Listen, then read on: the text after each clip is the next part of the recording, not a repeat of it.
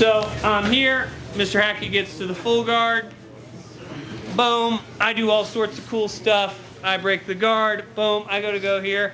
I go knee up, and James, like an intelligent purple belt would, is gonna shrimp to his hip and try to start blocking, setting some hooks, setting some frames. He's going to start to counter the second his guard opens. No one just opens their guard and it's like, you know what you should do? Pass. They're gonna start to put up a fight of some sort, right? I don't appreciate that because I like to just pass guards easily. You just let me do what I want, right? Not gonna happen though. So we're here.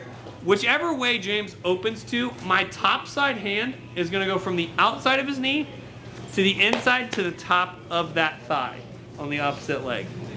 As soon as we're here, I'm gonna kick my legs back and I'm gonna drop my shoulder one fist above the knee. I don't want it right on the knee. I don't want it right up in his hip. I want it just above his knee here. Boom.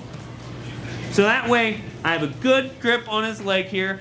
My top shoulder is putting pressure into the knee, and now I have control of James's hips. Once I'm here, I'm gonna stab James with my unicorn horn right in his chest. If you like, you can grab a collar, you can grab a wrist, you can grab the head, grab whatever makes you feel comfortable. A couple things you do not want to grab. Do not grab right at the elbow unless you want to get hit with my super special wrist lock because I'm a jerk. Right? Grab at the wrist, grab at the collar, or go collar tie from wrestling. Boom, we're here. I'm gonna keep my legs back and walk myself to the side. As I'm here, my bottom hand is gonna look to stretch James's bottom leg out. Trying to push that leg out as I walk by. As soon as my hip clears his top knee, boom, I'm gonna throw that knee right into James's side. I'm then gonna scoop the head, flatten James out. At that point, I can let go of the leg, come to side. So here, we're here, boom, I open. James opens his side, right? Hand comes under, through, to the top of that thigh. I like to grab just above the knee. You can grab kind of that pant grip. I don't prefer it. I just kind of scoop here because I like to do it with kind of a no-gi emphasis here. Boom, I kick those legs back and I put all my weight right on James here. I like the collar here if we're in pajamas. If not, I'm gonna have a wrist fight here. I like the collar here because I like to dig that head in. Because your head's a weapon if you use it properly. You can't headbutt, but I can drive it. Yep. Boom, I'm stretching that bottom leg, walking through. Slide that knee in. Up. In the side. It's called a weave pass. It's a very simple pass. It's a very effective pass. I like to use this from open guard, butterfly, and half guard. It's probably my top pass most of the time if I'm playing top game. Especially in the pajamas, I think it's super effective. Questions on this, and we'll walk through it if you want. Okay. So if I try to go like that with Jeremy. Yes. No chance. Yeah. No chance, right? I tried. I couldn't. Right, so Jeremy's a special case problem, right? Because Jeremy's here and he's 17 foot long, right? Yeah, that was. So he causes a special set of problems that you gotta solve, right? So I get Jeremy's guard broke, boom, I get here, he opens. I don't appreciate that, boom. I go to weave, I go to kick my legs back. And guess what? Jeremy's legs are still a frickin' problem, right? Hey, he pushed you. Yeah, he's gonna start putting feet to hip here. Boom, when I'm there, I'm gonna sprawl fully on it and walk. It's gonna date myself. Who remembers Anna, the big comfy couch? Remember that? It was a morning cartoon before school. She would do the clock with her legs. She was like super flexible. Same kind. PBS? Yes, it was. Oh my God. Yeah, big comfy couch, baby. Oh my. Yeah, there you go. That's for us kids that didn't have cable. Yeah, boom. So when I'm here, you have to sprawl and get that weight back a little bit Yeah, more. I want to put pressure, but. Yeah, because it's more killing the legs here. And then for this one, I'm still gonna reach for that collar. I'm just gonna kind of pull him in, try to start crunch him up. I see that. And then once I'm here, boom, come up there. So you're losing that unicorn horn when Yes, you sprawl back. but I'm doing that to kill hips more. Get the hips. And then crawl your horn up and Yeah. keep your head really low so he can't shove? Or? Because when I'm here, if open this way so that the chat can see. So boom, when I go here, if I go unicorn horn here, Jeremy's still gonna engage those feet. So I have to kill the feet first, then come up. And what is your answer when he shoves the head then? Just Boom. kinda That's gonna be head where we. fight? That's gonna be where we go next. Okay, okay. So there's gonna be some basic counters, and that'll be what we cover Okay. in kind of next steps. Other questions? Chiller out. 1, 2, 3. So I'm here with Mr. Hackett. Cool things are happening. I break his guard. Boom. I get here. I get to the weave pass. I start to sprawl. But James doesn't suck, so he's going to start doing one of a couple things. A lot of people are going to start engaging their feet just to kind of slow you down. I don't really worry about that a ton because all you have to do is really kind of sprawl or sit, kind of knee switch past that. So that's just more of a persistence thing. If they're engaging their feet into your hips, a little bit of persistence, a little bit of motion will solve most of that. The big one that a lot of people are going to do is they're going to start pushing your head. So I get here, James is going to start trying to frame my head away. And that makes it really difficult to keep trying to keep pressure and walk past. So instead, all we're going to do is hip switch here and step over that leg. So we're here, I keep that pressure in, pressure over. Here. Now, once you're here and you're back behind both of his legs, all you're going to do, let go of the weave, sneak that hand up the back. Now, most of the time you're going to end up with them in kind of this half back position. Options are yours. You can set them back to side control. I will backpack drill here. Start taking it back. Really up to you where you want to go at that point. It's getting that switch down. Question? Oh, okay. So we're here. I start to walk past. James does here. Boom. I keep that pressure. Step, step. Once you're there, So you don't even bother to leg drag, you just go right over. you can go to leg drag there. That is an option. You can go gift wrap, backpack, that arm. Dealer's choice of how you finish there. Get that hip switch down. All right. I mean, you could go that way even if you're not pushing on your head, right? Yeah, absolutely. Okay. Yeah, a lot of the times what I'll do, I'll get to this position here. I'll kind of walk here. Boom. Especially if I want to take their back. Like, let's say, bigger guys, Jeremy. I don't like mounting Jeremy. I don't feel like I get good positioning there. So generally, I'm not going to attack mount from him. I'm either going to attack from side or from his back.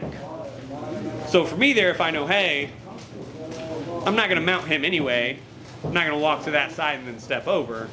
Okay, maybe I want to keep him in that combat mount, half back, or one of those positions, so that I have more options. So it's more tactical than anything as far as what you want and where you're trying to go.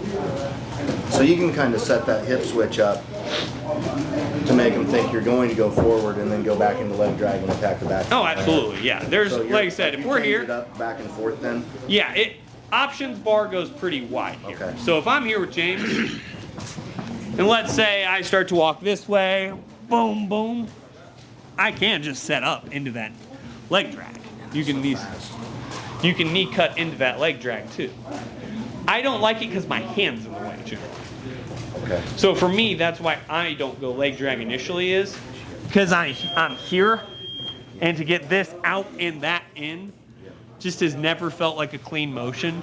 Now, I'm sure I could drill that out and figure it out, but for me, I backpack a lot, so I'm going to take that as opposed to leg drag. That's preference, though, not right first run. I get caught a lot in that now. Yeah, Right, negative and then back when I negative. yeah, I'm getting caught with my tricep down. yeah, and that's why. Questions on that? Chiller out. 1, 2, 3. I'm obviously a cool kid. Boom, I open the guard. I weave, I get my hips back, I try to walk this way, he pushes my head down, I try to walk here, and a lot of people are going to do exactly what James just did. They're going to block this shin and start to engage this foot. That's great. I really appreciate that. Boom. This is about the only time I prefer switching my hand to a grip here. All we're going to do is big step, over and look to hook his feet. As soon as we do that, our other knee is going to step up and come over. Habib mounts. So for those of you who watch MMA, Habib Nurmagomedov loved to work from this exact position. He would collect your feet up, step over them, and sit on them. Couple key details that you want to focus on. You want to have your cup above his knees. My cup's below his knees. I've just created my own problems here. I want to have my cup above his knees. I want to sit on his knees. All my weight's right here. If James goes to move right now, he's got all 200 pounds of me sitting on his knees right now. Why don't you figure 4? You can. I mean, is there a reason not to? I like to scoot up. So for me, I'm going to go heavy knee pinch here. Okay. Here. And start to work up. And you can generate the same control with Yes. knee pinch and set? Because I have my weight. If you have your weight distributed right, you have however many pounds sitting on top of his knee. So I just need to work positional pressure to get to that, Yes. and then I won't have to.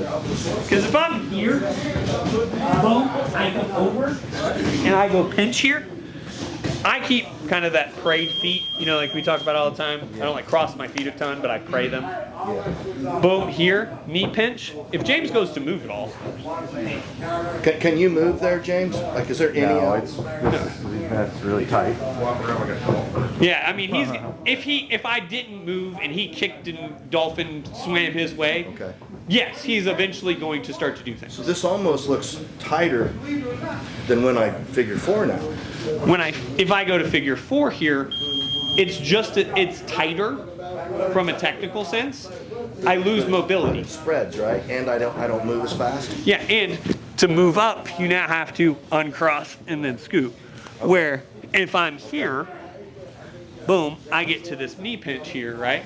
James still goes to move. I'm still pretty heavy on him, right? You're more just here rather than going all the way into the Yeah, pin. I'll come Okay. praying feet if I have active toes. But once I'm here, if James goes to, you can't sit here for 10 minutes, right? So do you feel like active toes is? Yeah. You want to stay? Generally- You want me to stay active? Yeah, because when I'm here, I'm then going to start fighting underhook, head pressure. Oh, yeah. Okay. And then I'm in mount, and then I'm going to uncivilized attacks from there. Okay. Got it. Is it possible to have your knees too far up towards his waist? Not particularly, because as soon as you beat his knees, you start to have a lot of control of his hip motion, which then kills all of his. Basically, he can move from his tits up, but he can't move anything from there down. So once I get so let's say I step here, and let's just assume I get way balls deep here. Yeah, it's better. James can move all he wants, his chest. His hips aren't going anywhere. You can do that. He can sit up into me, he can do whatever. Just like me. Nope. You see what I'm saying? So it's getting that cup above his knee line, sitting on those knees. Now I've killed, because basically my hip pressure kills his knees, my knee pinch kills his hips. Now I can fight with my hands and my head to control his upper body. Does that make sense? Okay, so can I watch your detail on when you hip switch and then get into this when your knee comes through? Boom. So I'm here. I start to walk past. Doesn't work. I go to start stepping around. A lot of people will go here. I'm going to pick his knee up. Okay. Step. Bang. Step. Okay. So you don't bother hip switching at all at that point. You just go, you just lift, bend, and go straight up. Yep. Okay. And then once Okay. I'm here, boom, then I'm going to start grabbing collars, grabbing wrists, wherever I want to go. And start forcing myself up the body at that point. Right on. Got it. One more time, please. Other than questions? Point one. Once you're sitting on his knees, Most tournaments, yes. Some tournaments will cause you to have to get your hips over his hips. Most good refs will call that 4. Every once in a while you'll get one who's real technical on the definitions and you'll have to scoot up. But at worst you should start getting pass points there. So depending on the tournament you may score 2 then 4. But that's tournament. Some tournaments don't score pass points; they score side control, and some score pass and then mount. So, once again, I'm not king of the world yet. We got to play by their rules. So, boom, I weave. I start to walk past. James is going to frame my head. Boom, I try and hip switch and do all these things. He's still blocking. Pick his foot up. Big step through. Big step over his knee. Here. Once I get that knee in, I sneak that hand out. Boom. James can go to move all he wants. Especially if I get a good hand on this upper body. I have great trunk control now. Now he's really beat. Because his spine's twisted. I have his hips and knees. There's not a lot of places for him to go. That point I can just scoot up to mount. And that's way more navigable than doing the figure four. I love doing this. Fast. This is what I'm going to do to guys like Jeremy and MJ who have them gangle ass legs. Okay. I'm not walking past those. It just takes too much effort. I'll step over them. Okay. Got it. Other questions? Good? 1, 2, 3.